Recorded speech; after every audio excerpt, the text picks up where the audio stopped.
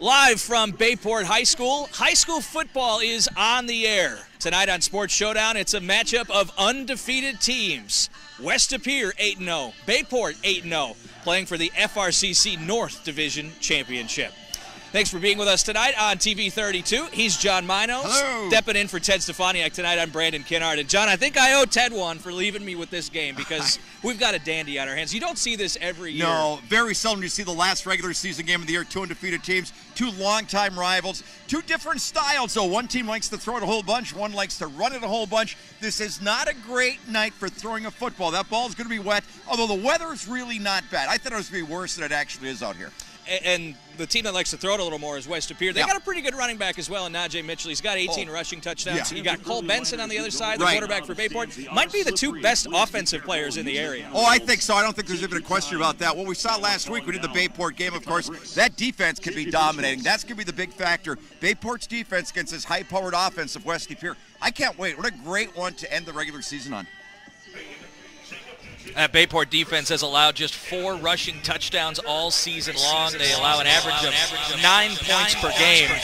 And, John, they look fly tonight in those throwback powder blues. You know, I was talking with some of the guys up here. I go way back to the mid-'80s when I first started covering high school football in this area, and that was pretty much their look back in those days when it was the Old Bay Conference. They came out with the powder blue uniforms. It was kind of like the Love Ya Blue color of the old Houston Oilers. Remember those guys? Earl Campbell and Dan Pastorini and the whole bunch. Carried over to the Titans, the Tennessee Titans, for a little bit. And, yeah, love the look. They wore them against Pulaski earlier this year. That led to a win. Of course, they've won all their games, so we'll see where it leads tonight. Bayport rocking those powder blues. West Pere will be in the all-white tonight. Again, the FRCC North Division Championship on the line, and the playoff seeding as well. Bayport really wants to, well, both teams for that matter, want to get that #1 seed. Make sure you're playing at home as long as you can. No question about it. And some of the key players tonight, Duke Schovald, 1,274 yards passing, 14 touchdowns, 62% completion rate for West Pere. Najee Mitchell, as you mentioned, 18 rushing touchdowns, averages 119 yards per game. And then Cole Benson, who is more of a runner, actually, in some ways than a passer for Bayport. He's had 921 yards rushing, 879 passing. And we are underway in what should be a tremendous ball game tonight, Brandon. And the Pirates will take the football first. This is Tevin Montgomery on the return, and he's got a little space. Montgomery up the right sideline, cutting back, and well, it takes a lot of guys to drag him down, pushing the pile near midfield. What a start for the Pirates. What a tremendous, determined run. Looked like a couple of times they had him bottled up, and he just found a way to use his speed and his power. And if you've been watching all season long, you don't want to miss our early plays in these games because big things happen. Look at him just powering through there, 5'11", 225 pounds. You don't find many return men that size. Well, Benson and the Pirates will start with outstanding field position at their own 49-yard line. Now, you mentioned he's more runner, 17 rushing touchdowns right behind Mitchell, who's got the 18 for West Pere. But they throw it as well. 13 touchdowns through the air for Benson. He's got almost 1,000 yards on the year. Blake Buccaneer's leading receiver, 743 yards through the air for him. And this is Carter Calise cutting upfield on the jet sweep. They pick up about 6. Yeah, Calise had a nice hold there, taken around that left side, taken down by Joseph Joyner. Getting some of the jersey, taking him down. So a gain of about, as you mentioned, 6, takes to the 45-yard line of West Pere. Calise, we're told, to be playing both ways, starting both ways tonight. Now, Bayport had an injury in its secondary, and that'll force Calise to play on the other side. But seeing some action on offense, which is where he typically plays. Bunched up formation here, and Benson's going to keep it on 2nd and 4, and there's Cole pushing forward for what looks like a first down, and yes, it will be a fresh set of downs. Well, that was their bread and butter last week, and you saw that number 3, Tevin Montgomery, 5'11", 225. The Montgomery family has become legendary status here in Bayport over the years, and basically Benson just likes to get behind that big fullback and let him lead the way, let him knock down some of the guys in front of him and see what he can get after that. As you mentioned, Benson not afraid to run at all. 879 coming in, averages 109 yards per ball game on the ground. Mentioned the Montgomery family. Tevin's father, Jerry, the defensive line coach for the Packers. His brother, Jaden, a very good player here as well. He's at Iowa. Benson in space now, and here goes Cole Benson, the Bayport quarterback, down inside the 15. Well, that's Benson at his finest. Again, that's exactly what we saw last week against Pere. Nothing fancy. Gets those blockers out in front of him. A lot quicker than you might think. I mean, he's 200 pounds. He's a big, solid quarterback for a high school quarterback. He's a solid 200-pounder, but he's got really nimble feet. Does a great job switching directions without slowing down. You know how some guys can switch directions, but they got to take it down a notch? He doesn't really seem to. He seems to just sort of glide right into his cuts. And has great anticipation. Right, put foot down, and he's right upfield. So impressive early drive for Bayport. Yeah, they fumbled on their first possession last week against Pere. Right. Of course, rebounded to win 42-14, but a great start here. This is Montgomery. He hasn't touched the football as much this year. So far this season, just 16 carries. That's number 17 compared to 96 last year, but they get him involved early tonight. Absolutely. Held him to a gain of 1 there, so they'll bring it down to about the 14-yard line. And we were talking about conditions. It's gotten, since we got here around 5 o'clock or whatever, it's gotten better all the way through. It has. Yep. It started raining pretty hard earlier. It almost seemed colder with a little bit of breeze, but there's hardly any breeze whatsoever, and the rain has stopped. So not a bad night for football. And a huge crowd. I mean, just a tremendous crowd here tonight. Bayport has got to have the best fan support, I would say, outside of Kimberly maybe in the area. They bring it every game. Blake trying to get the corner around the outside, and no space for him.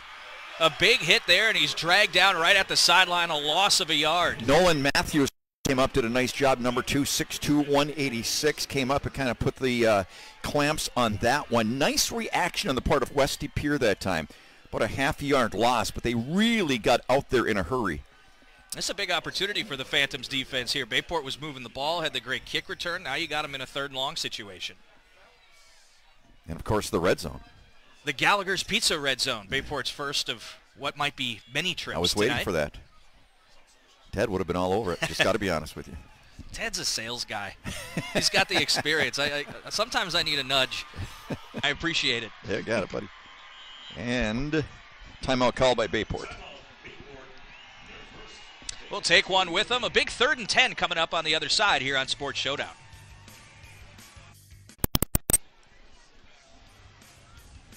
All right, a key 3rd and 10 coming up for the Pirates.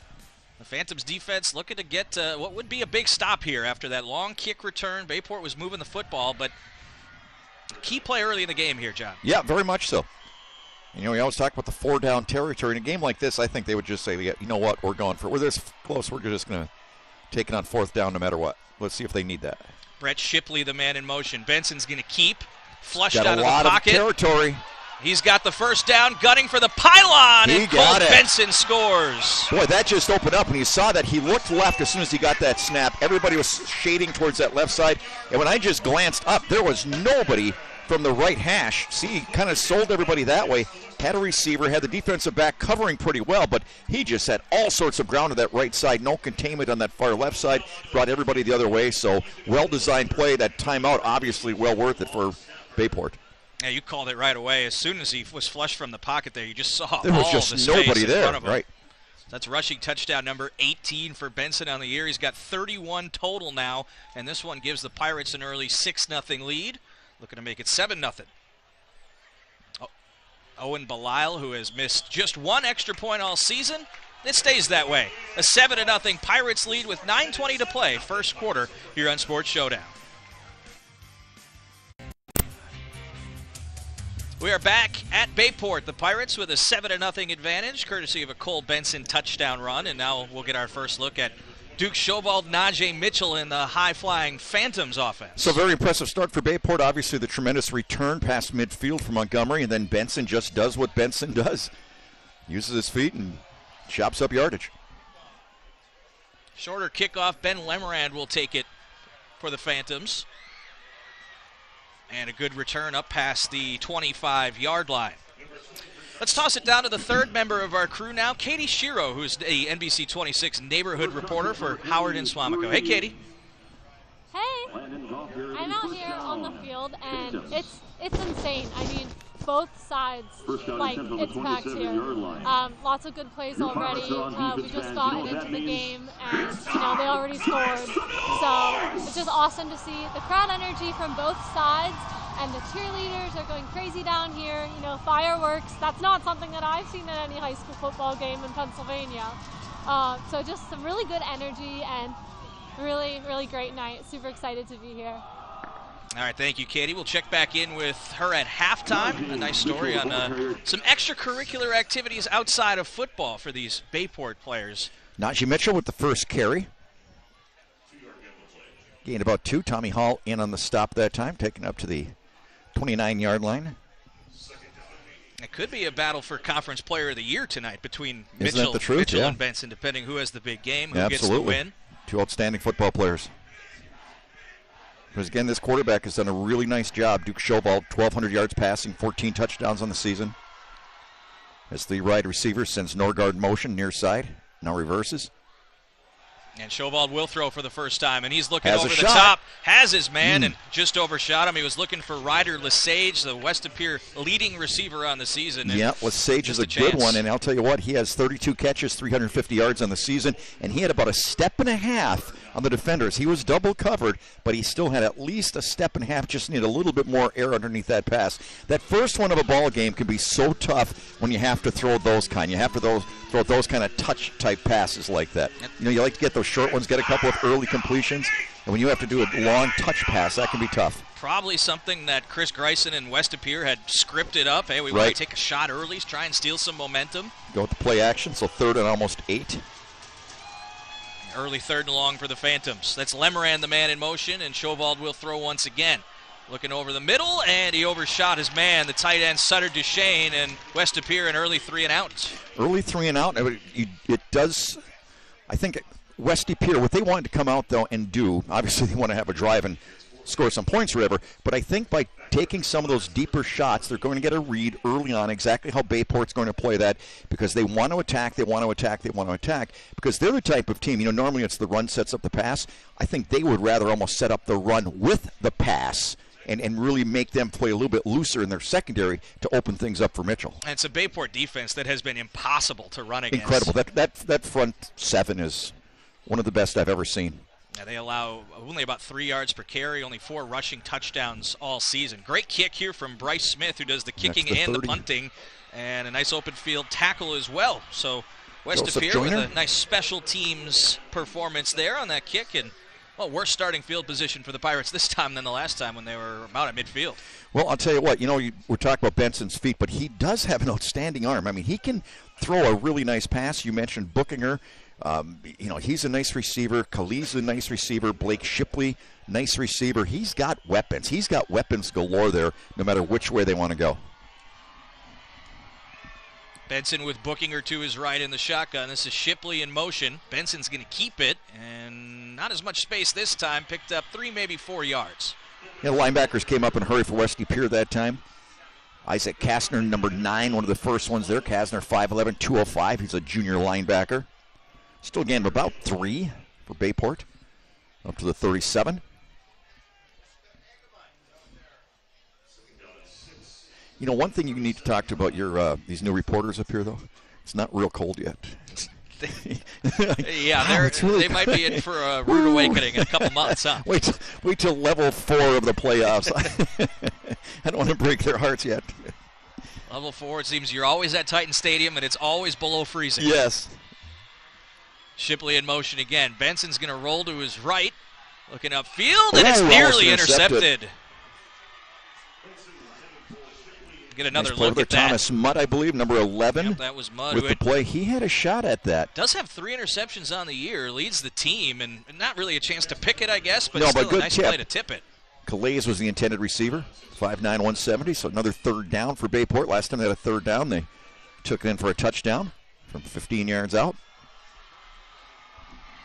Bayport not as good as you'd think on 3rd downs this year, just 37% coming into the game. Of course, 1 for 1 tonight. They'll run the old-fashioned option. There's the pitch to Bookinger. He's got the first down and more. Past midfield and into Phantoms territory. Nice job by Benson. You really don't see that old-fashioned option much anymore, but he did a great job that time. He held the ball till the last second, made that outside linebacker defensive end commit, and then when he did, he just flipped it out to his man, got a nice downfield block right there, and the running back does the rest. But he read that perfectly, and he timed that left-handed pitch just right. You have to really trust your quarterback to run that play on a No 3rd question. and 7. Absolutely. And why not trust this young man who's been so good for not just this year, but dating back to his junior season last year. He's still got it here. Benson up past the sticks and tripped up at the 25-yard line. A touchdown-saving tackle from Carter Schmidt. Well, you want to talk about old school. Watch this. Watch this. He does a total complete pivot. Hard to see right there about the mishmash, but that's almost like something you would see from the 1940s of the old single wing where the quarterback does a complete 180 pivot and then takes it back up the middle. That is a play I haven't seen in a lot of years. Bayport is moving the football early. Nearing the red zone again, already with a 7-0 lead as we approach the halfway point of the first quarter. Hand off to Bookinger, and he'll pick up 5, maybe 6. Another good there's gain. a nice hole on that right side. You know, it's one of those situations, too, when Bayport gets that rhythm going, it's like they spent hardly any time in the huddle. I mean, they just basically call the play, boom, get to the line of scrimmage as quick as possible, just to kind of keep that momentum going. It'll be 2nd and 4. Again, that same look at shotgun with Bookinger to the left of Benson. Benson keeps on the read. He's nearing the first down, and it looks like he got it. Up to about the 14-yard line in the red zone. Bayport back inside the Gallagher's red zone. I do love that Gallagher's Pizza, and I'm not just saying that. That's always our preferred pizza joint when we get pizza delivered to NBC 26. There is no reason not to like that pizza. It's phenomenal. I've seen Teddy put away 2 in a setting. Do you know that he brings them up to the booth at times? Does he really? And he eats during the course of the game. Well, you might have to devote incredible. You to that. I know. They've called security on him for getting him up. It's unbelievable what Teddy does sometimes. 1st and 10. Benson Plus looks like maybe a broken play, and they were all over it. J.J. Joyner among others for the tackle for loss. Yeah, he was looking for something else. I don't know if the running back went the wrong way or if he turned the wrong way, but you could tell early on, either he turned left and he was supposed to turn right, or the running back went right and was supposed to go left. One of the two. So definitely miscommunication right there. Really, and a loss of 2. First sign of weakness for Bayport all night. Yeah, they've been pretty flawless on offense this first quarter. Same part of the field they got forced into the 3rd and 10 last time, and that wound up as a touchdown. Khalil's the motion man there. Benson will keep on the triple option, and Khalil has space around the right side. Good gain as well, near first down yardage. Very close to first down. He's right at the 5-yard line, it looks like. Again, nice timing that time. But that Khalil has quick feet, too, doesn't he? He gets around that corner in a hurry. Yeah, great wrestler as well. A lot of times when you got wrestlers that also play football, they're the in-the-trenches guys, but Khalil's more on the lightweight side, has those good feet. So short of the first down, so 3rd and 1 from the 5. Right around the 5-yard line. They've got Tevin Montgomery in the backfield now. Benson's going to keep it. He's got the first down, skipping toward the end zone.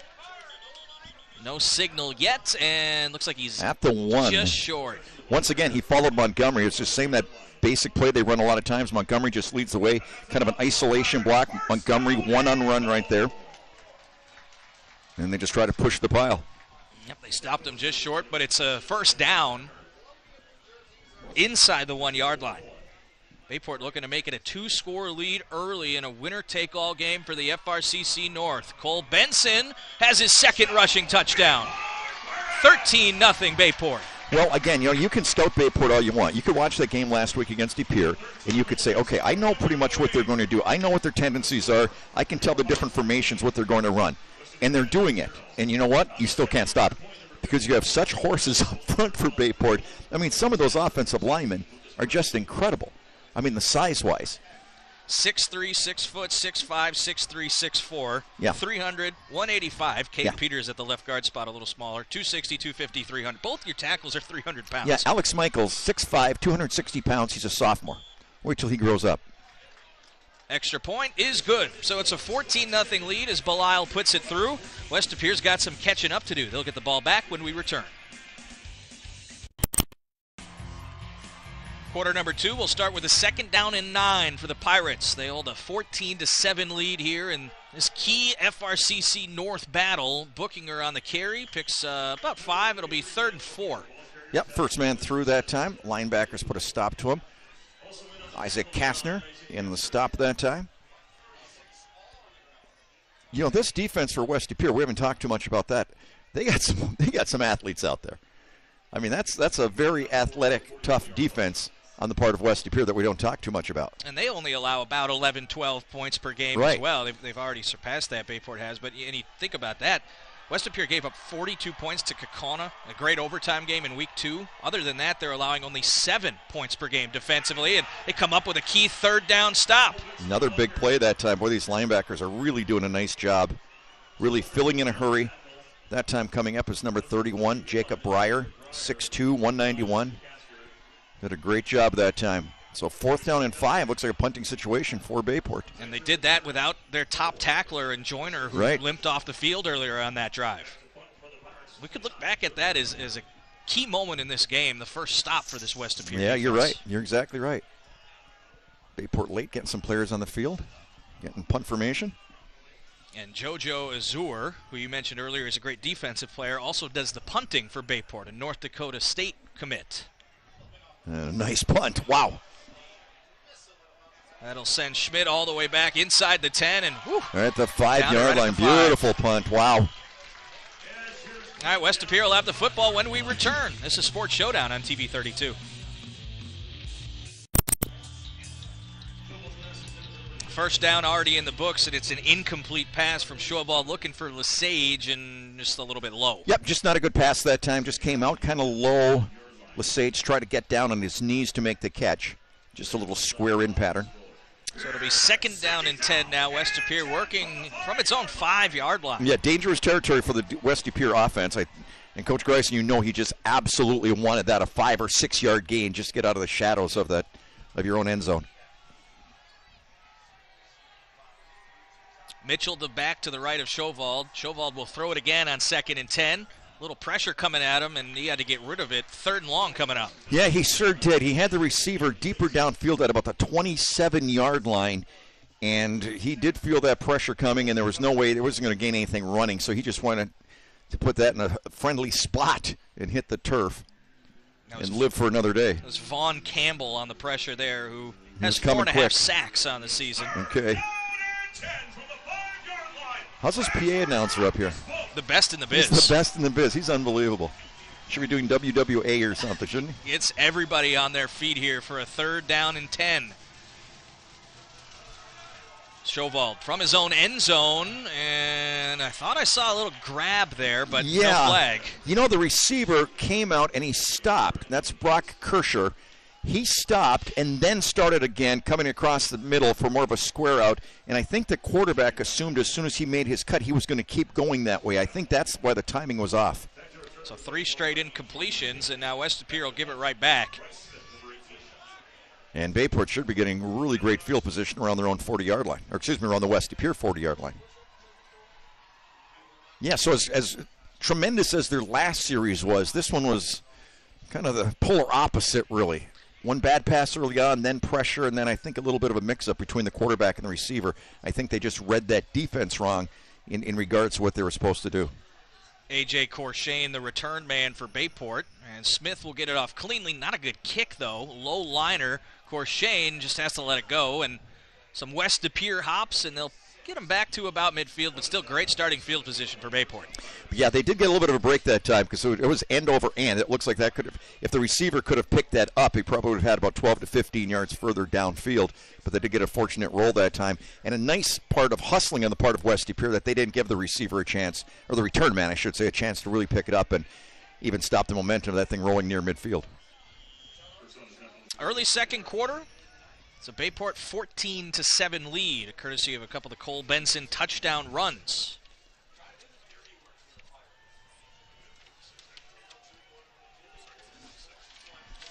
So ball on the 47. Benson with the fake, or excuse me, Benson with the handoff and the fake up the middle. Looked like he had a chance to bust that one. Did a nice job, though, just hitting that hole in a hurry. And Bookinger able to pick up 3. He thought if he didn't get grabbed by the ankles there, he had a chance. He was going to be one-on-one with the safety down that right sidelines. But held him to a gain of about 3.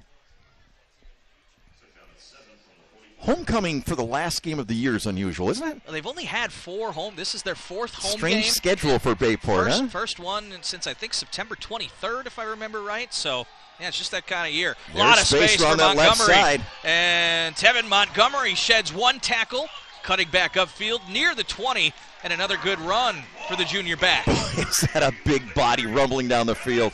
5'11", 225. He's got thighs the size of tree trunks. Look at those thighs. And look at those wheels. I mean, that is a big man running. That's kind of like that's a junior bus, isn't it?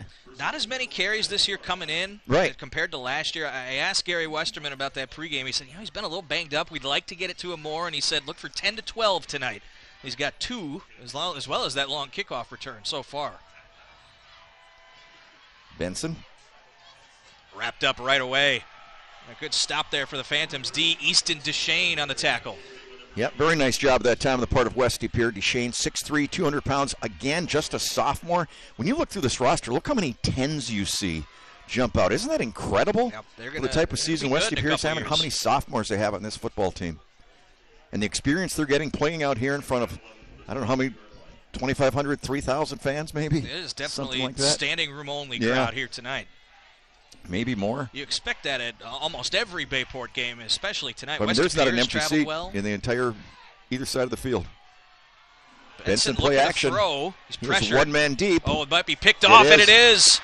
He threw it right up to Mudd, and here goes Thomas Mudd. A huge takeaway for the Phantoms, down to the 40. He had a receiver running a post pattern deeper downfield. I thought that's who he was going to look at, and I don't know if he looked away from him or if he just had his one man on the left side that he was going through. But, yeah, he was double covered. That one really didn't have a chance. Just don't see that from Benson too often. Just his 5th interception on the season, and it was put on a platter for Mudd, who picks off his 4th ball of the year.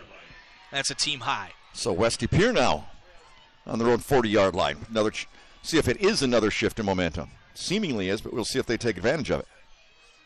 After a 3-and-out last time, here's Mitchell able to shed 1, trying to bounce it, but that Bayport defense all over him. A pickup of just a couple. Caden Lewis, 6'4", 290-pound, senior defensive lineman for Bayport. Lamer's Bus Lines is hiring safe and friendly school bus drivers for daily routes and after-school athletics. Lamer's offers increased hourly wages and bonuses up to $2,400 each year. Visit golamers.com/careers to apply. So a gain of about 2, bringing it up to the 42-yard line, 2nd and 8. Almost midway through this second quarter. 3 wide receivers coming to our left, 1 on the right. Single man in the backfield with the quarterback.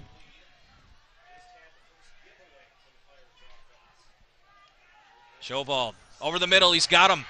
That's Nordgaard, Landon Nordgaard. Nordgaard takes a big hit, and he was injured earlier this year.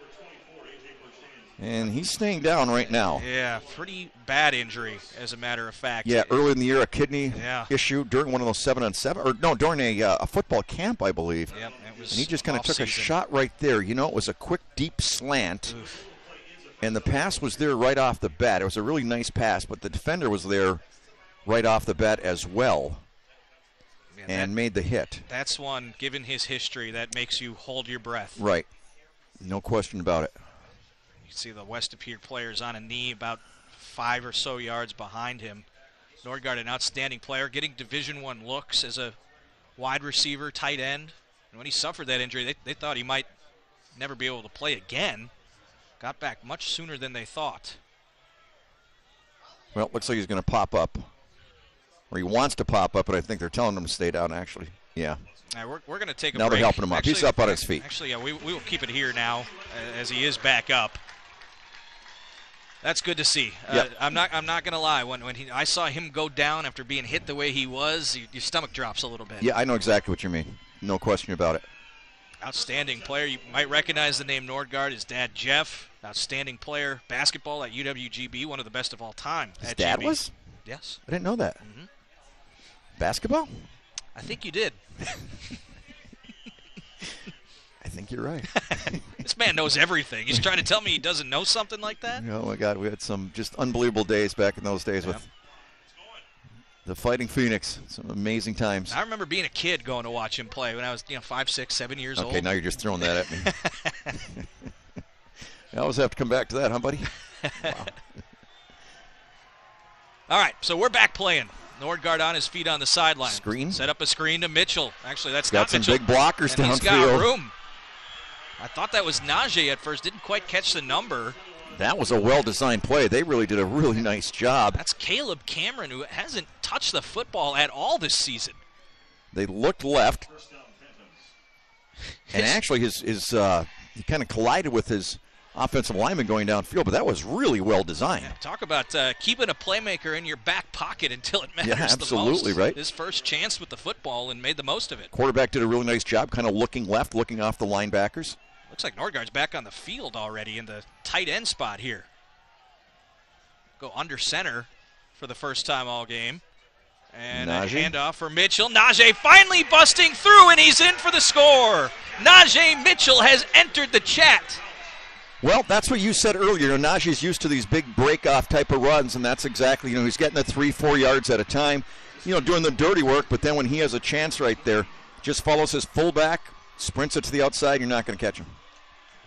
So an impressive drive on the part, well, two big plays actually. The big interception, obviously, when Bayport had tremendous field position once again, right, and then taking advantage of it. We mentioned about, the swing of momentum, but just making one play doesn't swing the momentum. What do you do after you take advantage of that play? And we're tied up at 14, folks. A good one on our hands halfway through quarter number 2, and it's a brand new ball game at 14 all. What drives you? Drive for Lamer. I wanted to do something good for my community, and now I get to make a difference in kids' lives. Call or visit us at golamers.com for more information. There's only so much fishing a retired guy can do. Lamers Bus Lines. Our community needs you. What drives you? Drive for Lamers. Our kids need us. I felt like I needed to do something good for my community. Call or visit golamers.com for more information. And I'm getting paid for it. Lamers Bus Lines. Our community needs you. 14 all after a Najee Mitchell touchdown run. John, you got to give credit to these West Pere players. You're down early on the road, 14-0. Boy, have they responded. No question about it. When they got down 14, you had to say to yourself, does anybody come back from 14 down against Bayport these days? Nobody has, but West Pere just made this a brand new ball game. But just, again, they've got some athletes that maybe, people realize how good they are. That quarterback has just such a tremendous arm. Receivers run nice routes, and Najee is something special. And that kick will sail out of bounds, so it'll be pretty good field position again for Bayport. I want to give a shout out to the trainers on both sides. We'll start with Bayport here. Eric Lengus and Tyler Verhagen, the trainers for the Pirates. Both these schools using Bellin for those training services. Thank you to Eric and Tyler for their work. And then on the West Pere side, Janine Zemer and Abby Klicka, the Phantoms trainers, also with Bellin. I spent some time at Bellin Sports Medicine a week or so ago. Was this the gout situation? Yes, it was. I heard and about they took care of it really good. That's awesome. Yeah. Yeah. Was that the one by Titletown? Yes, it was. I have not been there. Dr. Jim Eben did a phenomenal job for me. Going to re-kick here, actually. A 5-yard penalty enforced after that kick sailed out of bounds. I myself have Did I show you that picture of my problems. foot? Did I show you my foot with do the gout? Do I want to see Do you want it? to see it? I got a picture if you want to see it. I don't. Okay. Big, swollen, big toe. Oh. That runs in my family as well. Line drive Ooh, kick. right at That's him. a tough one, yeah. Tough one to handle there. And it works out well for West Pere. Wow. They just did not know what to do with the football. It didn't see the Bayport player. Looks like Colin Gale, the tight That one was end. on him so quick. Owen Zunker, number 47, another sophomore, comes down and makes the hit. So, what they thought was going to be really good field position is pretty average right now at about the 27-yard line. 6.5 to go here, first half. 6:22 actually. Let's see how Bayport counters. Benson threw the pick the last time he had it. Now hands to Bookinger, and he's able to sneak through for 5, maybe 6 yards. Yeah, powered his way through really nice that time. Had some early contact, really wrapped up the football. Did you notice that? As soon as he had that first contact, man, he wrapped both arms around that. Another player down for West Pere right now. So it looks like another injury timeout. By the way, J.J. Joyner is back in the game for the Phantoms, so both players that they have injured And that's have managed Isaac to come Kastner, back. who's shaken up and will be leaving the ball game. Another one of their star inside players. 5'11", 205-pound linebacker. He's a junior. He's walking off pretty quickly, so we will keep it here for 2nd down and 4. And both those inside linebackers have gone down, both able to walk off.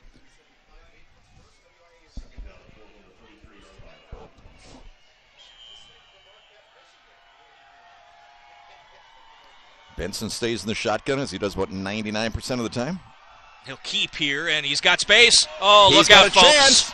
One of the fastest One players man in to the beat. conference, and he is caught from behind. Touchdown saving Nolan tackle Matthews. from Matthews, but there goes Benson. Boy, and that's what he does. He just explodes, does a really nice job with the fake up the middle to Bookinger, and then he's got those quick feet. I mean, those quick feet, he's at like full speed in like a step and a half. He's at right full speed. Those read options have become so typical, so normalized in football that I think people forget how instinctual the quarterback has to be Absolutely. to make the right read on No that. question. Big play. And that was a perfect read for Benson.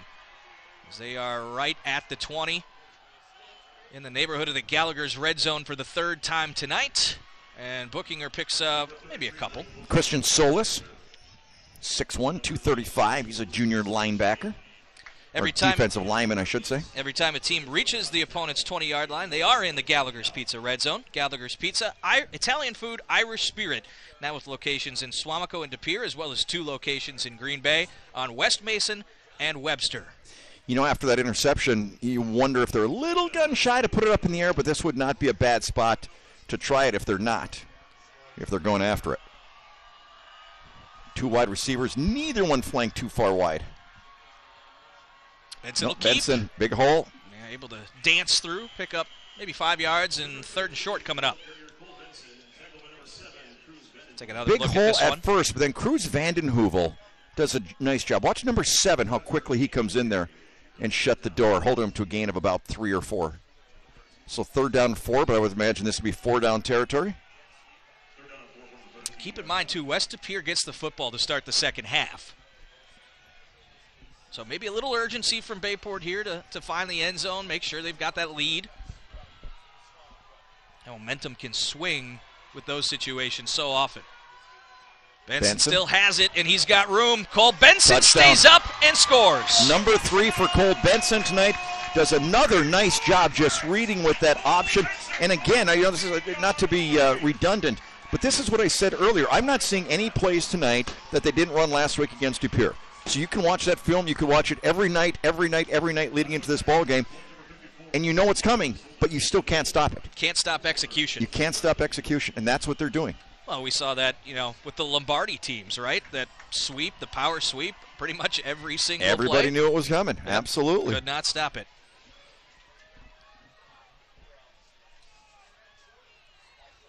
So Belial on again to make it a 7-point game.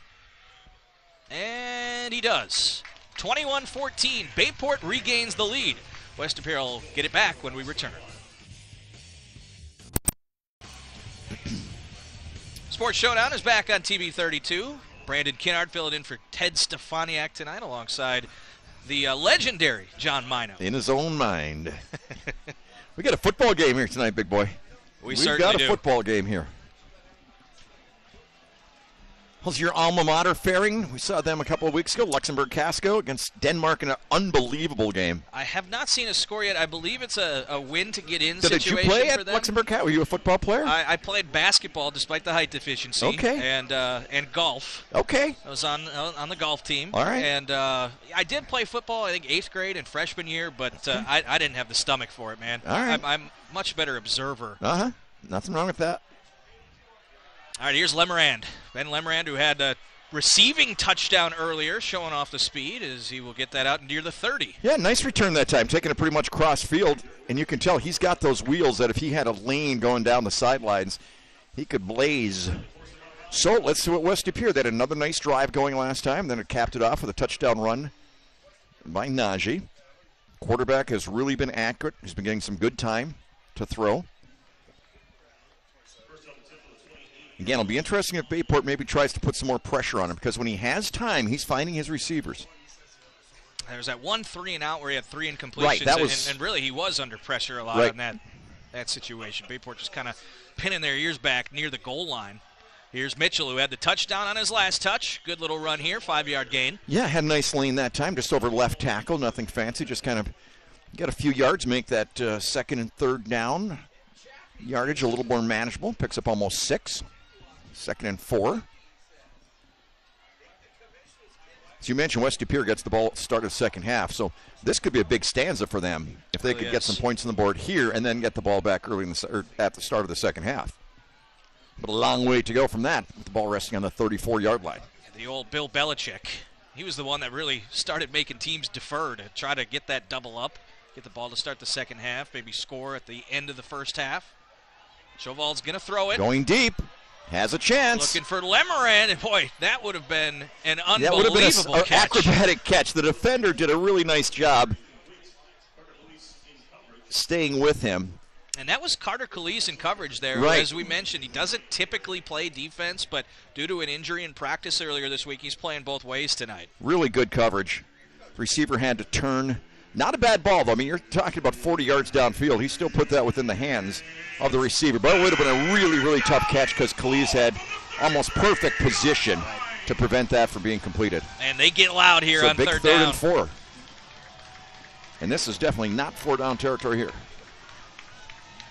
Just under 3.5 to play. Almost got him. Almost got a jump that time, yeah. I don't see that in high school ball too often.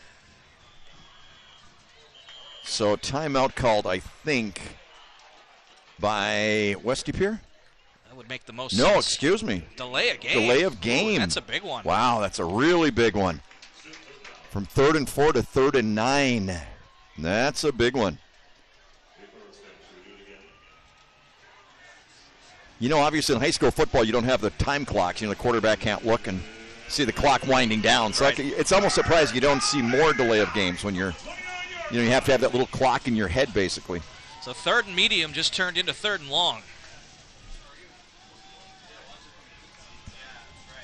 Remember, we did see Bayport convert a 3rd and 10 earlier, scored a touchdown on that. Their first score of the game. Lesage, the motion man there. It's Mitchell in the backfield alongside Chauval, who will throw it. Has plenty of time. Nobody open. That could have been intercepted. That was triple tipped. coverage. Yeah, there was three defenders down there. Ryder Lesage was the only offensive player, and there were 3 powder blue shirts downfield along with him. Yeah, that's tough. When you see in high school ball, you see a quarterback hold on to the ball for that long. Yeah, His first couple reads aren't open. Yeah, and I'll tell you what, number 21, Langdon Gauthier. No, not Langdon Gauthier. Yeah, Landon Gauthier. No, excuse me, Drew Jakes was upset because he had a beat on that ball. The other defender ahead of him tipped it away, and I think he would have had the easy interception. That was my first thought, too. If it hadn't been tipped, that might have been picked off, Right. and he would have had a lot of room to run there. Yep. All right, so we were talking about West Pere getting a momentum swing. This is Maybe trouble. here's one. Smith's got to go back to get it. He's not going to be able to get it off. Bryce Smith, No, he he did does. kick it, took a big hit, and it takes a couple of Phantoms bounces close to midfield. Boy, that's a great play from Smith to get that off, running left with his right foot. That was incredible. I've seen a lot of football. I don't think I've ever seen a play exactly like that. So the snap was really low. Really didn't have a chance on it. Didn't have a chance to punt there. Still keeps that composure, knowing he was going to get clobbered, and still got off a pretty good punt, almost to midfield, up to about the 48-yard line. What a tremendous play by that young man. And saved him, maybe 20, 25 yards of field easy. position? I mean, Bryce Smith, a lot of guys maybe would have just dove on the football right there back at about the 10-yard line.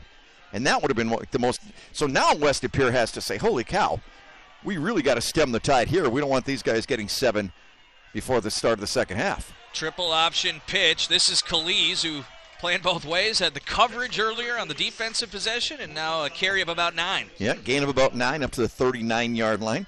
We've seen that play a couple of times so far tonight, and it's worked every time. I think that's the 3rd time we've seen it, and they've had pretty good yardage on each of those plays. So bring it up to the 38.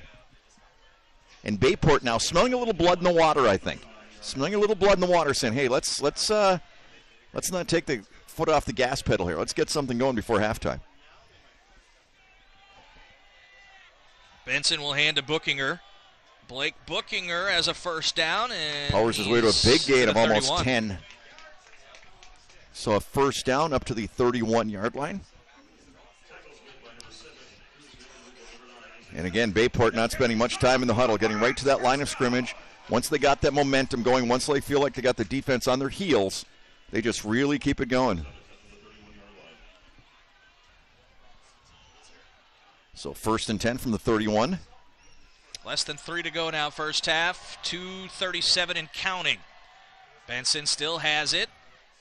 And nice play on the edge there by Thomas Walter. Yeah, real nice job. Thomas Walter, number 23, 6'1", 172. Defensive back. He's a senior. Does a nice job shedding that block, form tackle, getting down around the knees. We say nice play, John, but he still picked up 4 yards. Yeah, you're right. That doesn't seem like much, with the way he chops up yardage. Trips receivers to the right, something you don't see very often with Bayport. Look at this, 3 wide receivers to the right. Yeah, to the boundary side as well. Not a lot of space over there.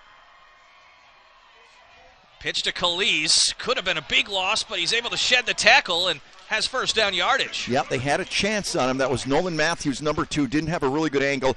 So you can see what they did. They overload over on the right-hand side, which frees things up on the left side.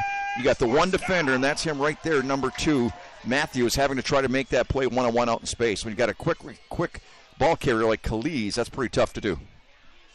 His second carry on this drive. Both have been good ones. And Calise is actually off the field, going to the medical tent right now, looks like. See him right down here in front of us. Just taking a drink of water. Nothing to be concerned about. Here's Montgomery. Rumbling. The big man down inside the 5. I'm telling you, that is a high school version of Jerome Bettis, and I'm not kidding. That is just incredible what that young man does when he carries a football. He's something special. And they want to get it to him more. Why not? Why would you not? Coach Westerman about that pregame. Last year he had close to 100 carries. 16 so far coming into tonight. I believe that's his 4th of the night now. So they're getting him involved. Bayport a chance to go back up 2 scores here. Remember, they had the early 14-0 lead. West Appear responded to tie it at 14. And now the Pirates smelling blood, as you said, John. Montgomery close. Brings it to about the 2-yard line. As the clock continues to move. I thought we might see West Appear use their timeouts there, try to get the ball back maybe, but Greison's going to let it wind. So it's at the 2. 1 minute left to play here in the first half. Tell you what, when you get somebody like Montgomery, I'd give it to him for as many seconds as you got left in this first half. I'd give it to him for as many seconds as you have. It's like having A.J. Dillon, right? Absolutely. Well, Benson's going to keep it. Will it be 4? Yes, it will be. A hat trick and then some for Cole Benson in the first half. Bayport back up 2 scores. Well, we saw him have that big game last week, and I'll tell you what, he has not slowed up one bit. Again, just, he's a lot more powerful than you'd think. Ooh, did he get in? Yeah, he might have been short there. I'd like to see that maybe one more time. That looked, yeah. I mean, there's no instant replay by rule in high school ball, but we've got it here for him. Let's take another look at it here. I don't think he got in. He didn't. Oof. That didn't break the plane. No, I agree. But it's ruled a touchdown. It'll stand as a touchdown, and it's 28-14. West Appear will get it back with 42 seconds. With this offense, they might be able to do something. We've seen Chauvald look downfield. They had the flea flicker earlier. There's still some time for the Phantoms. Well, I'll tell you what, you mentioned before they were down 14-0, and you wonder how they were going to respond. And they came back and played their best football of the first half right after being down by 14. This is going to be a tough situation for them. I don't know if they'll still throw the ball around too much here with 42 seconds left to go or just go into the locker room.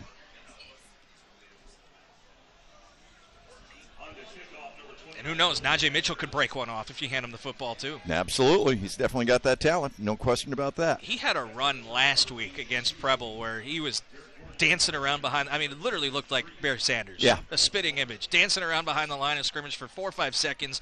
Finally found his lane. Found and his he lane was and just go, huh? gone. Yeah, he's something special. It's fun watching guys like that. He's one of those kids, too, high school football level. It's like it goes by so fast. It's not like the NFL. You can watch somebody for 6-7 years or college football even these days, 6 years. And these high school careers just go by so fast. Down and Distance tonight is brought to you by Gandred West Mason Value Center. Find the right vehicle at the right value for your money. Complete inventory online at gandredwest.com. Well, let's see what they do. Obviously, Chris Grayson does not have, what's the word? Fear? I think he's got as much confidence as anybody you'll ever find when it comes to calling plays. And he's got 4 wide receivers out there, 2 on the right side, 2 on the left side. Yeah, now a slot on the left side, so 5 wide receivers, single man in the backfield as a quarterback. Shovald looking over the middle. They're trying to get it to Mitchell, and he bobbled it. Yeah, Mitchell bobbled it and dropped it. Basically what they tried to do, they had those 5 wide receivers. They just sent them deep downfield and had Mitchell try to come up with just the quick crossing pattern, then go north and south from there and see what he could get. It's the old Kansas City Chiefs play when Tyreek Hill was still there. They there would you run go. Good all call. The time.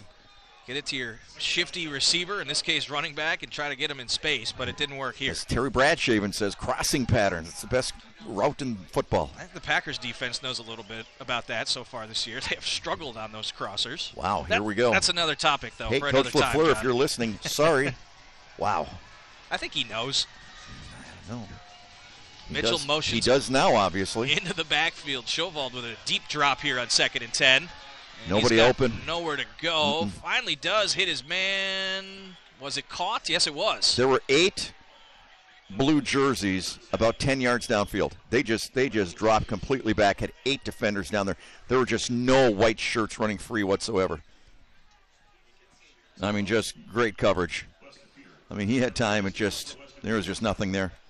That was the only receiver even close to being open. Sage picked up close to 15 there. And kicking in this direction, we saw Bryce Smith, the West De Pere kicker, hit from about 40 yards pregame. Easy. Yeah. Easy 40 yards. That was impressive watching him kick. So, that was really something to see. Really, to have a realistic chance, you'd probably want to get down to the 25-yard line. Even that is bordering. Yeah, I would say that. I would say range. 25 would have definitely within his range. No question. No, he's a heck of a – hasn't had a lot of field goals this year. Tremendous on extra points and a tremendous leg. Yeah, hasn't missed one extra point. Just 2 of 5 field goals. A lot of those are in this situation where you're trying a long one. Right. I'm not sure it wouldn't be a bad idea to try that crossing pattern once again because they're dropping so many guys so far deep, or so deep rather, Bayport is, that, get the ball in Mitchell's hands in space a little bit and see what he can do just to his physical talent. So again, 5 wide receivers, 3 on the right, 2 on the left. And Mitchell is split out to the near side here on the bottom of your screen. Now he comes in motion.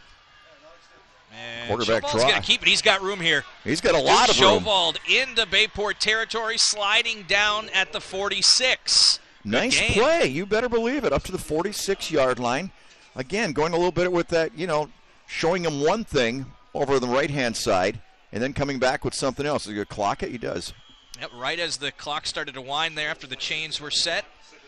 He spikes it with 15 as we get another look at that good gain on the draw. Very nice draw. Very nice drawn-up play, and really smart to go down right there. Give himself up, stop the clock. That's the thing to keep in mind, high school football, college football. I love that. The clock stops on a first down, gives him a chance to get some extra time. Yep. So he's at the 45. We mentioned the 25, so 15 seconds. They've got the time. I mean, this isn't a mathematical impossibility. They definitely have the time and potential to at least get a shot at a field goal. Whole offense goes over to the sideline to talk to Coach Grayson. I think, Bayport took a timeout here. Yep. Get the defense set. All right, so what do you do here if you're West De Pere, John? We saw the draw work. Yeah, honestly, I think I'd roll that quarterback out, take him over on that right side. If he has to pull it down and get about, 7, 8, 9 yards, do it, and then one more play, one more completion for a first down, and put yourself in that field goal range so at least you would have a chance. And tonight's Smile Cam is brought to you by North Star Dental Group, changing your life by changing your smile. Offices in Appleton and Sheboygan. A lot to smile about for those Bayport fans so far tonight with a 28-14 lead. And a lot of Bayport fans out here smiling. As you mentioned, there is not one, I don't see an open seat in the bleachers. It's really jammed here tonight. Of great crowd, homecoming, fireworks, all those kinds of things. I think that's actually what Cole Benson called for earlier this week. He What's said, that? I don't want to see a single seat open there. And they gave the quarterback his wish, and well, he's making him pay it off with those 4 touchdowns. So 46-yard line. You say we need to get, or they need to get to the 25 for us to see a attempted. I think you'd like field to get goal. a little closer. That'd be, 43 yards from the 25, but it gives them a shot. Got some good receivers, too, here to try to make a play downfield. Shovald looking to his right. Nope, short. Underthrew Nordgaard. Yep, had him open on that deep slant once again, a little deeper than that last one was. And he just bounced it to him. That's a tough pass. I mean, you got to have that rocket arm, and this quarterback does, but you've really be able to throw that on a frozen rope about 30 yards downfield to hit him in stride. But they would have had it. They would have been right about where they needed to be had they completed that. And it's 3rd down here. Remember the spike on 1st down to stop the clock. 13 seconds, so realistically maybe time for 2 more plays.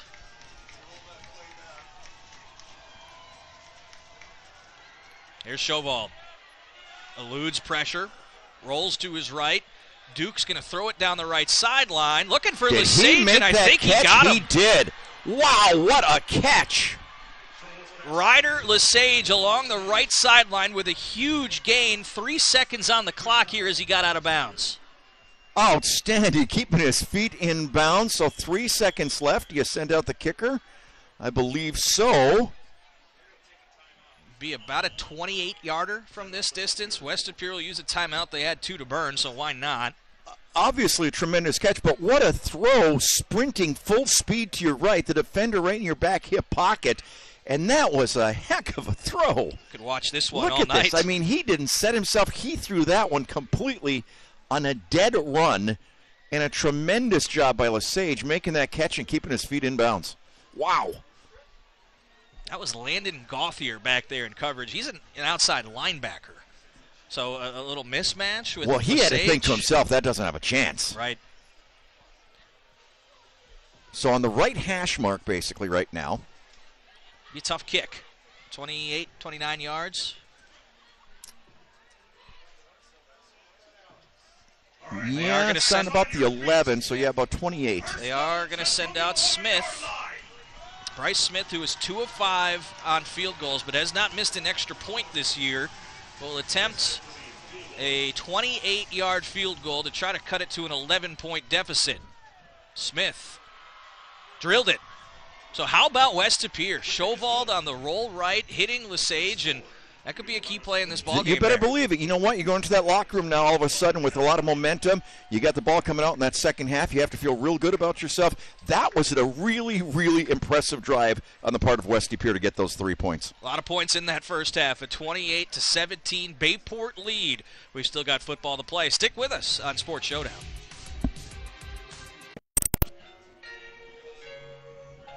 A 28-17 halftime lead for Bayport. Playing with the FRCC North Division title on the line. Both teams coming in undefeated, and it's been a good one so far. Cole Benson with 4 rushing touchdowns to lead the Pirates to that halftime lead. So, I mean, between last week against De Pere and the first half here, how many touchdowns has Cole Benson accounted for? He has 9 in the last 6 quarters. 7 of them rushing, 2 of them passing. Incredible. Unbelievable. I'll tell you what's pretty cool. Watching this halftime show by this Bayport band and what do they call? Flag girls? Flag people? Flag twirlers. Flag twirlers. This has been really impressive. This is quite the homecoming show here. And Katie Shiro down on the field has had a front row seat for it. Our neighborhood reporter, NBC 26 neighborhood reporter in Howard and Swamico. And Katie, I know you spent some time with the Bayport team earlier this week finding out what they do away from football. Pretty cool story. Yeah. Last week I got to talk with some of the students that are involved with the Packerland Scholastic Clay Shooting Program, which just on the field just a few minutes ago before the band came out, they presented the traveling trophy that all the schools in the area compete for every year. Like some of these young athletes only focusing too much on one sport. They want to put all the eggs in that one basket, but it doesn't develop their whole lower body, so to speak, as they would by playing other sports. Do you agree with that? Yeah, I think there's a lot of good literature and studies.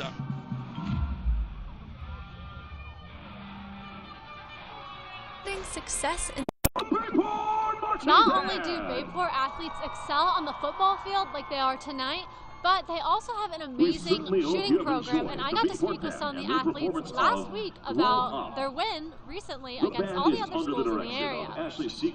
Students at Bayport are targeting success in academics, athletics, and now target shooting, thanks to the Packerland Scholastic Clay Shooting Program. The program provides students in the area with shooting sports education, opportunities, and competition. This is the club's 6th year teaching all disciplines of the sport. We have experienced and inexperienced shooters shooting with us. We shoot trap, skeet, sporting clays, and 5-stand. So our shooters are well-rounded. So far, the program has 30 students of all ages and from all schools across the area. Bayport's team makes up about 25% of the club. Bryce Cowling has been an athlete with the club for 5 years. He said he was thrilled to win with his team this year. Most rewarding was probably this trophy right here. Just to be able to take this home and show it off at school, show it off at a game, just to show what we work towards and how we compete for it. The trophy will be presented during the halftime show at the Bayport football homecoming game on Friday. However, Cowling said the program is more than the competition and craft. It's totally not about the aspect of shooting. That is a great part, but it's more so the bonding with everyone else around the club. Weigel said the positive life skills learned are the biggest payoff. Respect of others and respect of firearms. So they're well-rounded in marksmanship as well as respect and responsibility. They're lifelong skills that'll last forever. Nicholas Powers. Yeah, I mean, that's pretty awesome, and they'll compete once again this next year to see if they can win that trophy back. Alexander Russell. All right, thank you, Katie. Pretty cool. Yeah, very cool. You ever do that? I've never been a shooter. I've been out there at that Brown County Club before. That's a very cool place. They do. I've been there for some of the high school competitions a few years ago when they first started that. I just think it's a great way for other kids in high school to represent your school in something that's different. So I thought it was pretty cool. Yeah, again, Luxembourg Casco had it last year. Did you guys have a team when you were at Luxembourg Casco? Not that I did not, huh? Yeah, okay. Not that well, that was 15 years ago or so now. So getting old, John. But I'm just saying. Yeah, handing it over to the Pirates at halftime. Pretty cool. Thank you, Katie Shiro, our neighborhood reporter, and Howard and Swamico for that story. Halftime is just about over. We'll take one more quick break here and then come back to get you set for second half action. It's an 11-point Bayport lead on Sports Showdown.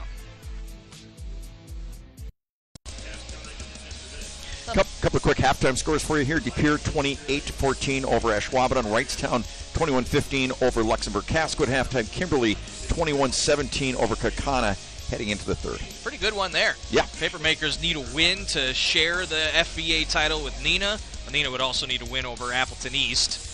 And, we'll be interested to see how those unfold. 28-17 here. Let's take a look back at some first-half highlights. It's been a game of swings here. Bayport jumped out to the 14-0 lead. The first touchdown on a 3rd and 10. Little scramble play from Benson. Absolutely. Had a nice return, as we mentioned, to start the ball game with Montgomery up near midfield. Benson pretty much took it from there, takes it in over the right side.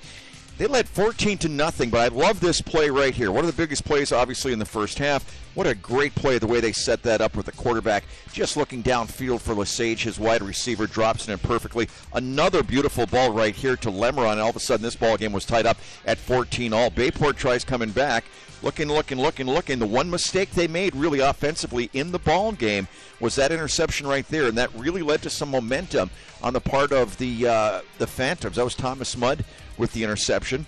But I'll tell you what, this guy's been unstoppable, hasn't he? Benson with 4 first-half touchdowns. 4 in one half. This is a huge play. Chauvald hitting Lesage along the sideline to set up that field goal to make it an 11-point game with 3 seconds left. Yep, that was something special. Big play. Here's a look at the standings again. Both teams undefeated. The winner will win the North Division of the Fox River Classic Conference. Well, I'll tell you what. This has been a great football season. De Pere, not what they were last year, obviously, but Pulaski is. Those 4 teams up there, they're all some pretty good football teams right there.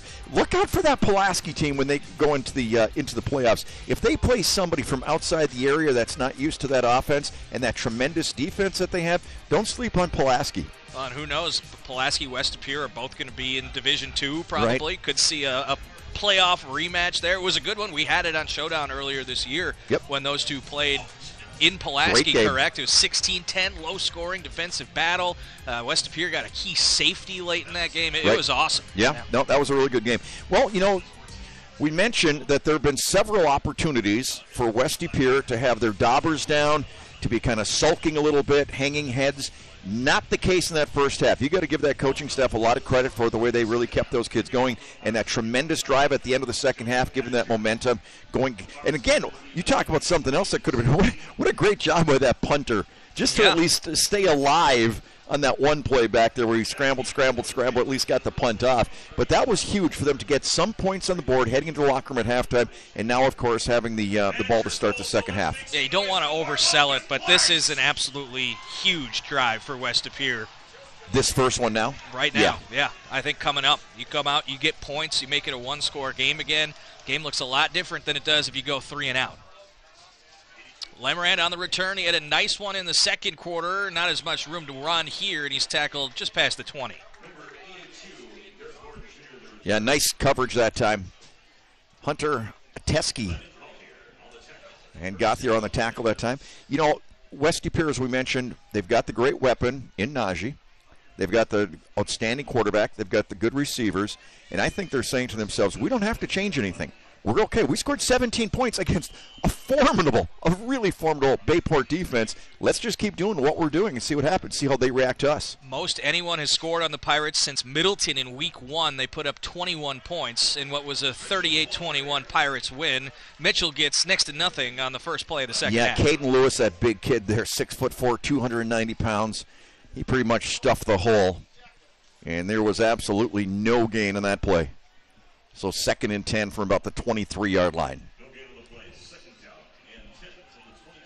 See if they can get Mitchell unleashed a little bit here in the second half. He had the one touchdown run where he finally broke past the second level.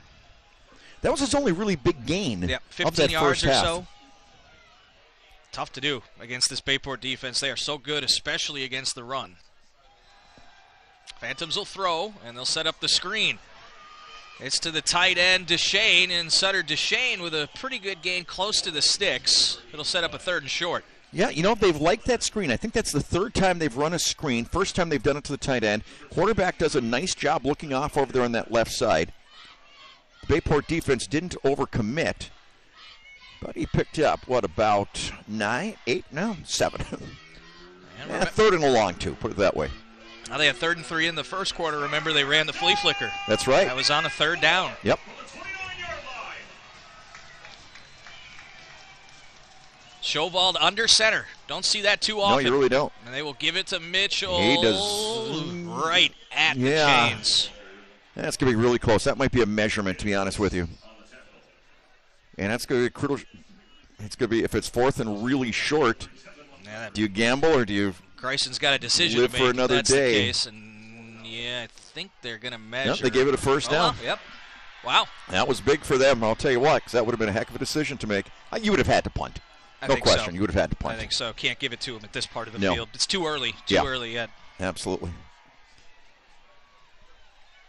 So first down in your first series, that's not a bad thing to just sort of get yourself acclimated for the second half of football here. I like that they went under center there as well. Yeah. Get Najee Mitchell a little head start rather than going shotgun, which they so often do. A little shovel forward to Lemerand. I've seen him score touchdowns on that so far this year, but not That's this time. That's been a popular play. I think every game we've done this year, that play's been run at least once. Well, it's made its way up to the NFL. The Packers are running Absolutely. that play.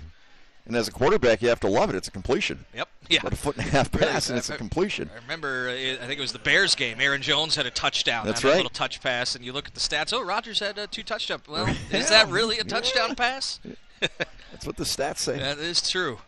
And the reason you do it forward is so that if he drops it, it's an incomplete pass rather than a fumble. By the way, Kimberly and Kakana tied at 21. Good one there. Well, the highlights of that one tonight on Friday Night Blitz, and Showball's got to go back to get it, and he smartly just goes to the knee. Boy, he got a good bounce. I'll tell you that. Came right up to him again. Massive loss, though. Yeah, it's going to bring up. Wow, huge loss. Yep. That is all the way back to the 15-yard line. And that'll bring up 3rd and forever. Forever is right. Wow. They'd have to get to the 42-yard line for a first down, and they are on the 15. Well, that's a couple of times now they've had some issues with snaps. One was on the punt, and of course this one. I think you're playing field I position think here. I think you're exactly right. Not be surprised to see the handoff. You get whatever you can here and live for another day. And there it they'll is. do just that. Mitchell busts one tackle and does pick up close to 10 yards.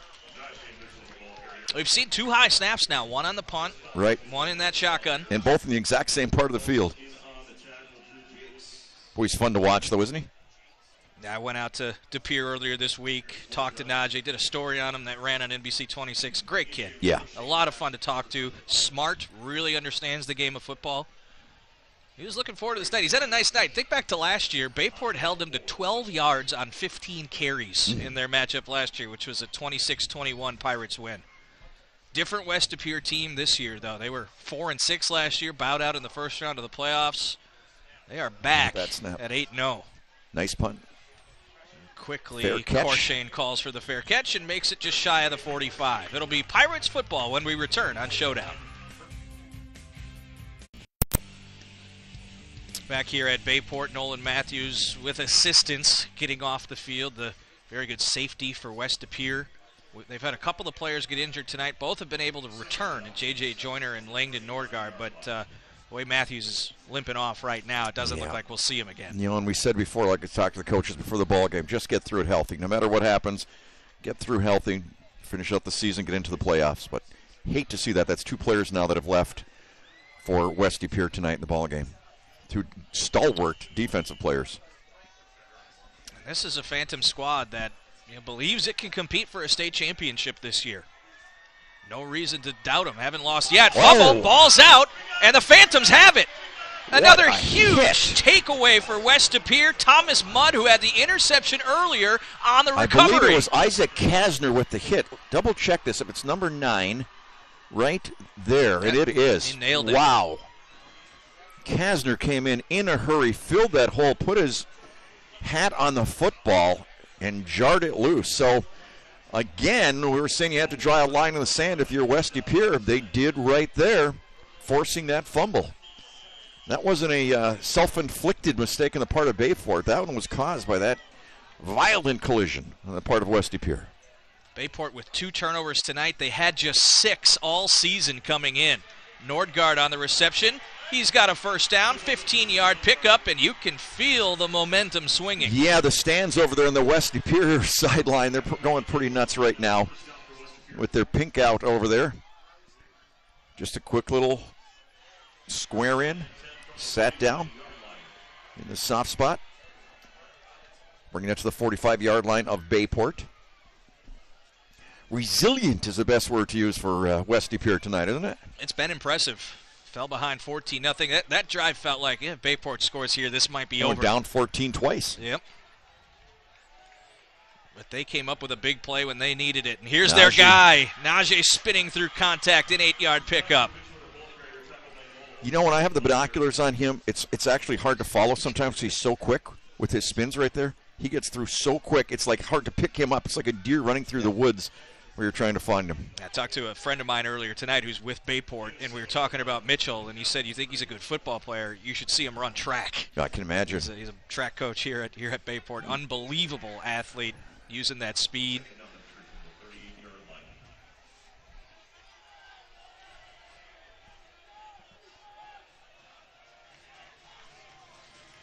Shovald in the pistol.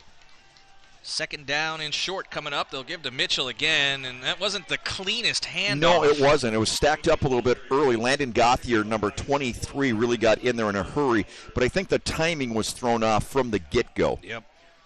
It never looked smooth from the beginning. Kind of lucky maybe there wasn't a little bit of a problem with the handoff, so third down and about 2. I'll take 3rd and 2 over 3rd and 30 or whatever that was on their last drive. That was pretty amazing. They never even put up the distance on the scoreboard there. No, I don't know if anyone can count that high. Not in this press box. Hand off to the up man here, close to the sticks. I don't think so. I think we got a 4th down coming up here. I think we've got 4th and about a foot. Well, they gave him that one on the earlier drive, remember, and yeah, this is short, no measurement even, so Chris Greisen, the West Pere head coach. Decision time here. You got to go. You got to go. Maybe even just. Well, where the okay? So it is literally. I mean, you can see the far side. That's right on the 35-yard line. Is where the chain is. The final link of the chain, so to speak. So it's really like 6 inches. So you'd have to think quarterback sneak. Surprised they didn't measure. Me too. Quick to the line. Showdown under center on a huge 4th down. He will give to Mitchell, and he's got it. We talked about that earlier this week. Said in past years I was just more of a speed guy. This year I feel like I can put my shoulder down, get us 1 or 2 yards. 180's not bad. You know, we were talking earlier, but I mean, 180 for high school football when you got that kind of speed, that's still, you're still packing a wallop. You know, we're not talking 157 or something. We're still talking 180. And he's short, too, so it's one of those where, you know, he's got some weight packed into a short body. Right. Those can be tough guys to bring down. Aaron Jones. Exactly. Yep, almost exact same size, really. One of the best small, short yardage backs I've watched. Play action this time. Showball's looking downfield, under pressure. Able to escape the first attempt, but taken down on the second. Yeah, he just got swallowed up when he tried getting away. Von Campbell, 6'3", 260 pounds, got in there. Good coverage downfield. Didn't see anybody open, so he got through with the spin move right there, but then Campbell was just waiting for him. So a loss of about 6 on the play. It felt like only a matter of time before that Bayport defense broke through for their first sack. Right, but really the first pocket pressure we've seen tonight, as far as for just being straight back in the pocket. He's had a pretty clean pocket for most of the night. Yeah, there was that one in their own territory first half where they rolled him out. He was under pressure. Right. But, yeah, I think you're right. So going with trips, 3 on the left, 1 on the right, single man in the backfield. Showdown right on the midfield logo. Looks over the middle, and he's got his man. Nordgaard just shy of the first down. It'll be another 3rd and short coming up for West Pere. Be 3rd and about 1. Just another square in by Nordgaard. Nothing fancy, just goes straight down the field, cuts across the field. And 3rd and a long 1, almost 3rd and 2. Right on the 25-yard line. Well, you'd have to think they would, on 4th, well, you'd have to at least consider going for 3 if they didn't get the first. It'd be a long one. It'd be a long one. This is right on the edge of the range we talked about at the end of the first half. Play action. Bootleg. Showball's going to throw. Look into the end zone. Lesage again down inside the 5. No, they gave it to him. The score. It looked like he went out just shy of the pylon, but a huge touchdown on 3rd and short as we take another look. Just another great throw on the run by this quarterback. Look at that right there. Yeah. Ooh, must have just stuck the football right over the pylon. He definitely crossed out of bounds short of the end zone, but tough angle from here, to be honest with you. Of course, it's where the football is, and Ryder Lesage has made some huge plays in this game. The flea flicker, the play at the end of the first half to get him in field goal range, and now for the first time, he's found the end zone on the biggest touchdown of the night so far. We're back to a 4-point game. We've got a football game, my brother. 2:13 to play, 3rd quarter. We'll be right back on Showdown. Getting down to crunch time here at Bayport, and we've got a 1-score game. Thanks for watching with us tonight. Hope you're having as much fun as we've had. Brandon Kinnard and John Mino on the mic with you. It's lived up to the hype, John, I would say. Absolutely, no question about it, no matter how this one ends with the last 7.5 minutes. This has just been a tremendous high school football game of any level, any state. I don't care where you are. These are 2 high-quality teams, very few penalties. Both teams been very sharp, both teams being resilient, well coached. This, you couldn't ask for anything more on a Friday night, the last regular season game, than what we have here tonight. Low kickoff to Tevin Montgomery. He mishandles it, and he's got a fall on it. Yeah. Yep. And that's down at about the 13-yard line. It's a long way to go for Benson and company. Tonight's Sports Showdown coverage is brought to you by Witt Ford. From our lot to your driveway, our tools help you win a vehicle quickly, find a vehicle quickly and easily. Witt Ford, your trusted Ford dealer. And you know what's amazing? People don't realize it sometimes how quickly they turn around. Or like tonight, there's no chance to sit back and relax and savor a game. You got to start thinking about those playoffs, because those overnight basically is when the matchups get taken place. Yep. Tomorrow morning at 10 a.m. they're released. Actually, Coach Greisen told me they're going to Green Bay Distillery to have a little watch party there. Yeah. They're releasing it on Bally Sports Wisconsin tomorrow morning. Should be cool for the kids. Benson will give, and Bookinger tackled in the backfield. Big play to start the drive for the Phantoms. Very big play for the Phantoms. That was Thomas Mudd, number 11, 6'3", 180, the linebacker getting in there. One of the few negative yardage plays all night long for Bayport. Second one I can remember. Second of the game, maybe. Yep. Every other time, we talked about that a few drives ago, it seemed like they would find some space somehow, turn a negative into a positive. You'd think they didn't have much and be 4, 5, 6 yards. There's still a lot of football to be played in this next 6:45, I think.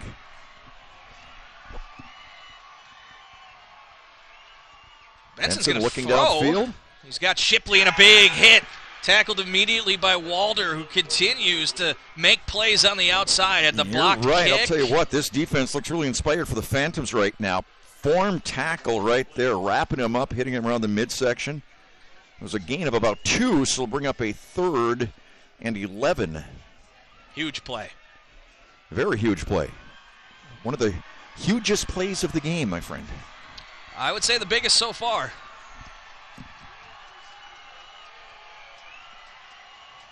Benson will go shotgun with Bookinger to his left. 3 wide receivers split to the wide side of the field. Benson under pressure immediately. He escapes, and he's got room. A chance. Cole Benson near the first down. I think he stepped out. Yep. Boy, what a play that was. You were looking at maybe I can't a believe safety. how quick he is. I am amazed at how quick he is when he turns that corner. Right there. Look at that. Yeah, it was Easton Deshane, number 92, that had a shot at him. And the official's right there. Right, so 4th down and 2. What do you do, Coach? You got to kick it. You cannot, in my opinion, risk turning it over at this part of the field. But they've got the offense still out there, John. This will be interesting. Gary Westerman says, let's go They're win going it right now. Wow, 4th and 2 from the 21-yard line. Maybe try to draw him offside. Benson in shotgun. He's got Bookinger back there with him and looks back to the sideline. Yeah, this might just be a draw him off situation. It is. Bayport takes a timeout.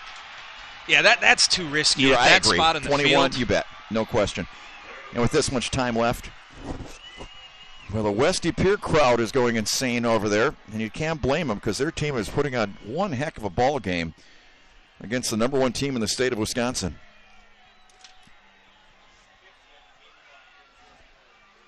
This game's just a reminder of why football is so fun. I don't want it to end. Yeah. I mean, this is just so much fun. What more?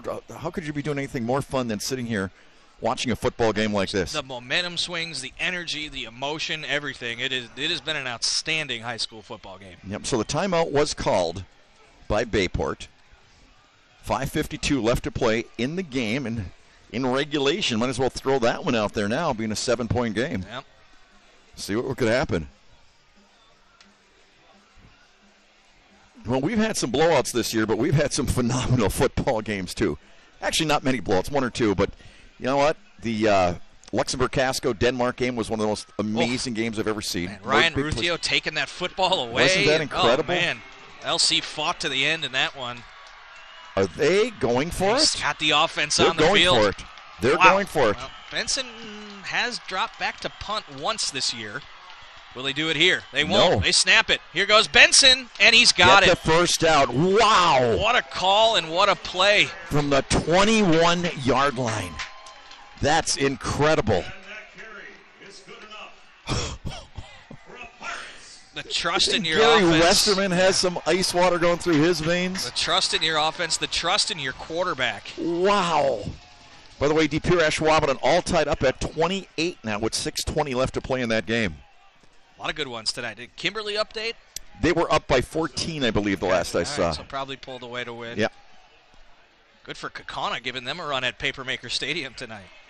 That is not a bad Kaukauna football team. I remember doing them the first game of the year last year against Ashwaubenon, and they were really young. They took West De Pere to overtime back in week 2. That's right, yep. Great game there. Benson to throw on 1st and 10. Pressure. Under pressure immediately. Shipley had a step, but that was underthrown. I'll tell you what, West De Pere would have had a chance for an interception on that one if he had turned around. And that was Jaron Hendricks on the coverage. Who I believe may have come in for Walder. Or is Walder still in there? Because Matthews. For Matthews, you're right. Kind of a surprising call there.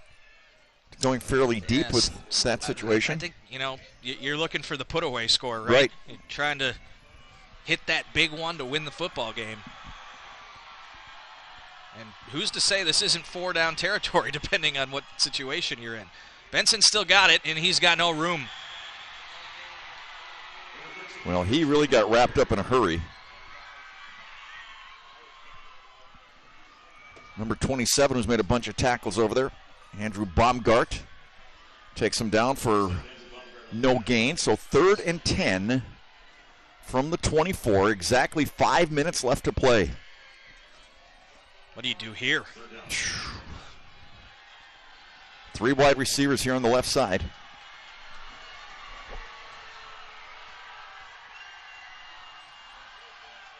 Plenty of time. Now he's under some pressure. Benson's got to dump it off. Throws Shipley, the catch, short. hits short of the sticks. They went for it last time. It'll be about 4th and 3. And knocked out of bounds at the 31-yard line. He got some late pressure. Good tackle right there, not giving him any yards after the catch whatsoever. That's Thomas Walder again. This is a long 3. I think 4. I would say close to 4. 3 on the board. But yeah. This is close to 4 because they have to get basically and what was it last time? to the 35-yard line. He has about 2 last time. Yeah. I think they're going for it, buddy. They are. Here we go. Westy is 4th playing to win. And about 3.5, and I believe another timeout called by Bayport. It is. All right, let's take a quick break with them. Huge play coming up when we return. And needs your help to conquer pizza wars. Dine in or get delivery at Gallagher's Pizza West Side location in October, and a portion of every pizza sale goes to the Golden House and the St. John's Homeless Shelter. Get Wisconsin's best pizza, only at Gallagher's Pizza. When there's just not enough time in the day, call Simon's for a delicious cheese and sausage tray. Trust our selection of 4 different Wisconsin cheeses, and then pair it with Wisconsin all-beef summer sausage, and you'll have a winner every time. Quality, convenience, and service. That's Simon's Cheese. Now this is what you train for all season. 4th down and a long 3. Actually, they changed it to 4th down and 4. 4:38 to play 4th quarter, and Bayport is sending the offense back out on the field. Yes, they are. Well, you have to think Benson somehow on a rollout. I mean, it's a lot of yard to try to take it right up the middle, but he's had so much success doing that. I wouldn't discount anything, to be totally honest with you. Bookinger to his left in the shotgun. Benson rolls left, throws over the middle. Bookinger wide open. Had 4 white shirts around him, but plenty of space to make the grab, and that is a second straight 4th down conversion to keep the football. You want to talk about finding that soft spot in a zone, and I don't know if they're playing zone or man-to-man, but you're right. He had 4 white shirts all around him and just found that one soft spot. That was an impressive play. And again, you talk about the gutsy calls here on the part of Coach Westerman down the stretch. DePere now leads Ashwaubenon 35-28, 4:47 left in that ball game. Wow, Gary Westerman. I'm stunned. Riverboat gambler, I guess, especially back when he was on the 21-yard line. Oh, man. Bookinger up the middle. I think we'll see a pretty steady diet of that from now on, moving down into the 3-minute range. This feels like Tevin Montgomery time, doesn't it, too? Yeah, you're right. The big back. Yep, exactly. Gain of about 4 on that one. So 2nd and 6 coming up at the 47, their own 47-yard line. That was from the 21. That's about as deep as I've seen a team go for anything more than a couple of inches. Yep. To be honest with you, in all the football I've watched. That was really impressive. First one was 4th and about 2. That one was 4th and 4. 4th and a good 4. Yep, absolutely. 2nd down and 6. Less than 3.5 to play now. And you're right, Montgomery. Yep, there he is. Why not? You bet. Close to a 1st down, but short. It'll be 3rd down and 1. And I think West Pere took a timeout. Timeout called by West Pere. Yep. And that was their first.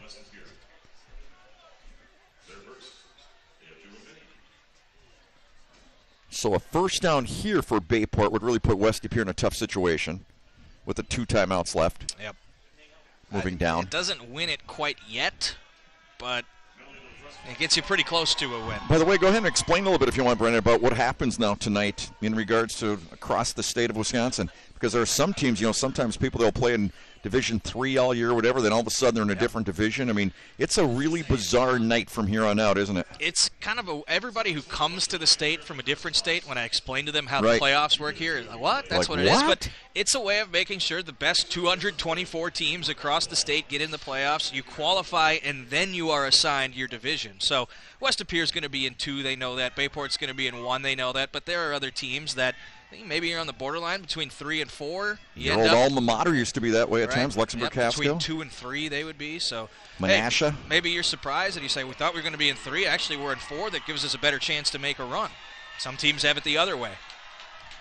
So they'll figure that out throughout the night. Benson picks it up. First down at the 45. So a new set of downs. And did for West Appear Bayport. take the timeout?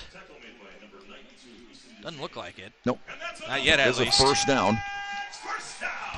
But again, then, so 10 o'clock tomorrow morning, roughly, they're going to announce all the pairings. Yep.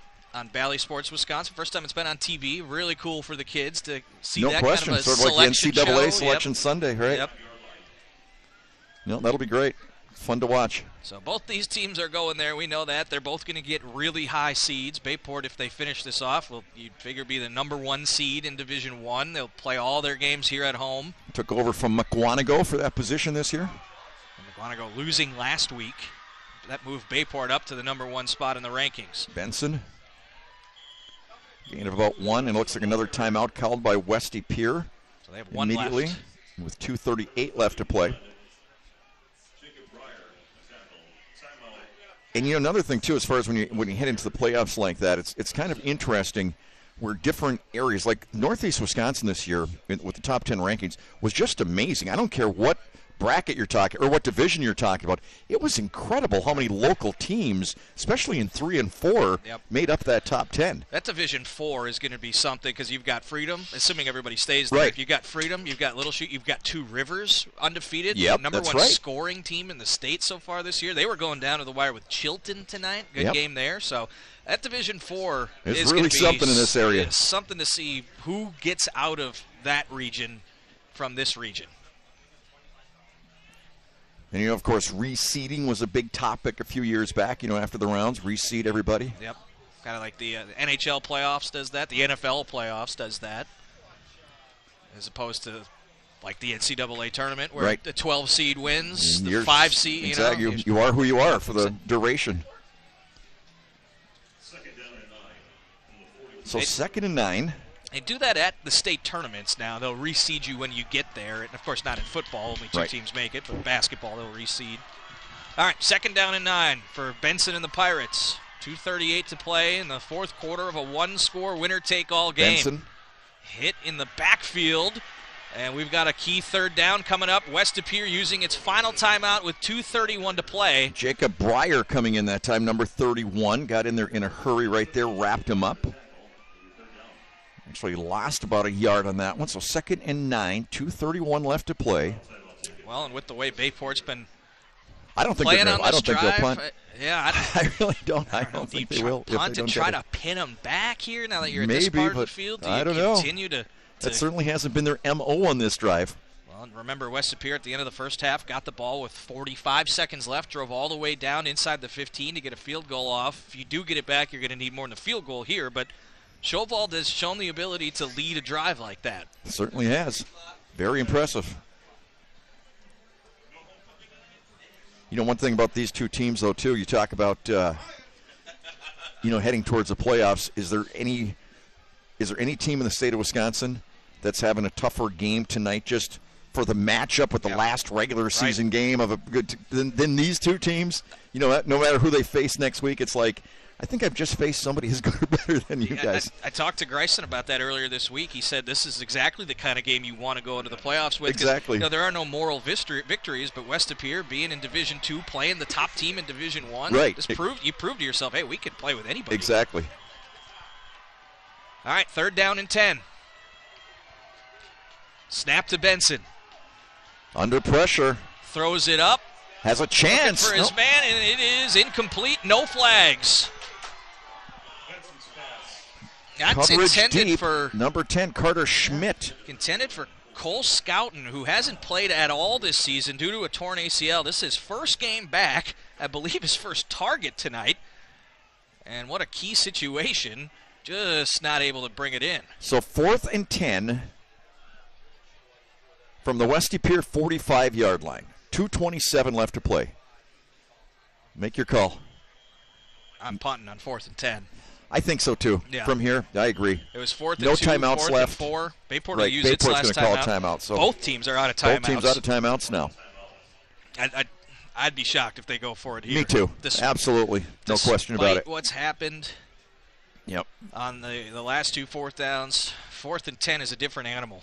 And now you're in a spot where, I mean, you could pin them inside the 15, inside the 10, and make them go the length of the field with no timeouts and 2+ to play. You got to trust your defense. But we'll see. But you're talking about Northeast Wisconsin, if you want to consider Fond du Lac Northeast Wisconsin, southern Northeast Wisconsin. But we do. Coach Highland honored, I saw, by the Packers as their Coach of the Week. Yeah. I mean, the program he's had down there is just beyond belief. He got his 500th win last week. You see what happened? He got kicked out of the game. I did not see that. In that game where he got his 500th win. Really? Yes. Wow. I could see that happening to me. But an unbelievable coaching career there for Bob Highland. It's incredible. St. Mary Springs will be a force. And, well, look at this, John. They have the offense do not have on a the punter field. on the field. And no timeouts left here either. Going for it on 4th and 10 to put the game away. Benson lofts it up. He's got Hool. Hool's got it. And that just might do it. Ethan Hool on a post pattern. And Benson drops it in perfectly. Look at this pass. And look at that catch. Wow, wow, wow. And that is the ball game. They can pretty much victory formation it, close to victory formation it, but wow. Speechless. We have seen everything tonight, my friend. 3 4th down conversions on the put-away drive for the Pirates. Wow.